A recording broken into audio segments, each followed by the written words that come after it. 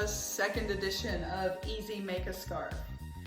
The last one that we did, we just used Dynaflow in a bag, scrunched it up, and got these beautiful punching colors and some nice white spaces.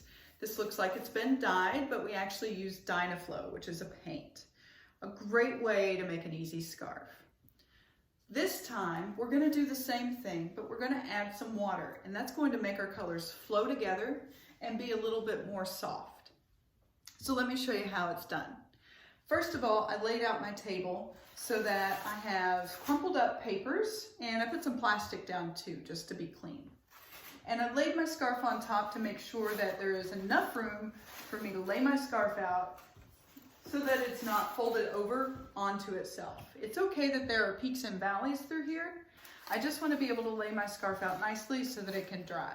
The whole purpose of the paper towels are so that, or crumped up paper rather, is so that air can get underneath there and help the drying process.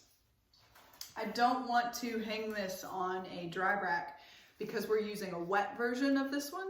The colors will flow down. You can use that as an advantage if you want the colors to flow into a certain direction, but here I want to lay this out.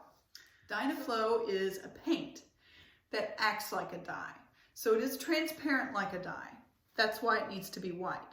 But it's a fabric paint.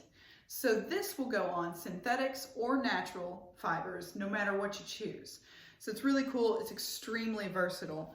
It's made by Jacquard Products, and it comes in a bunch of different sizes. You can get it in these little exciter pack sizes where you get a bunch of different colors, or you can get individual colors in the small or large containers. Choose your colors. If you've never done this before, I suggest that you choose 2 colors and give them a little test run on a piece of paper towel.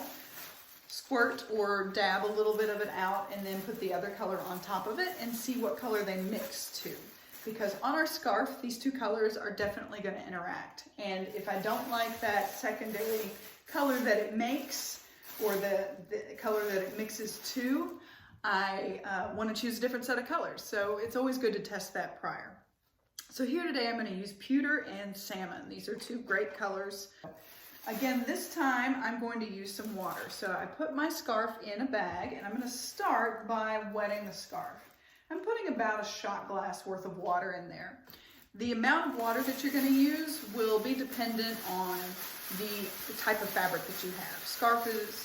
This scarf is silk, so it's really lightweight, and it doesn't take a whole lot of liquid to wet it. But if you had something thick, like a piece of cotton, you may want to use some more water. And my goal here is not to have a puddle of water, but to have a damp scarf. So again, I put about a shot glass worth of water in there. I scrunched it up with my bag just to get it in there, and it is now damp.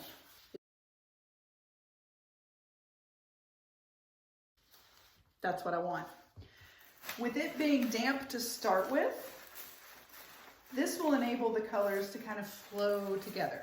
And it's also going to lighten the colors, just like in watercolor when you use water to lighten the color up. This does the same thing to Dynaflow.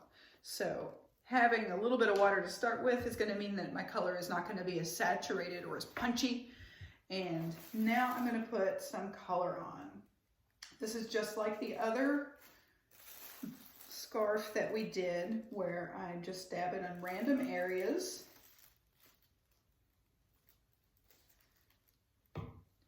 I don't want a giant puddle of it. I'm just dripping it into areas that are white. And I'm going to take my pewter and do the same thing into areas that are white. So I'm not putting it necessarily right on top of the color that I just put down. I'm putting it in the areas that I did not.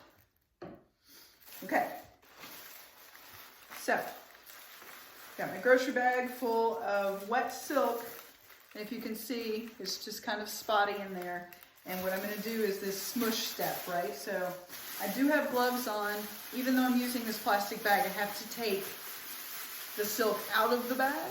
And I'm going to keep my hands clean by using gloves for that step. You want to use just a little bit of color at first, and you can always add more later. So that pewter, as you can see, it looks black. It's very dark. But on this silk scarf that I used, since I wet it, I have this nice charcoal gray. And inside here are my nice light salmon areas. Now, this one is ready to be laid out. And again, I mentioned this one is wet and drippy, much more so than the dry one that we did. That's why I have plastic laid out, and that's also why I'm not hanging it, because I don't want it to drip down my scarf.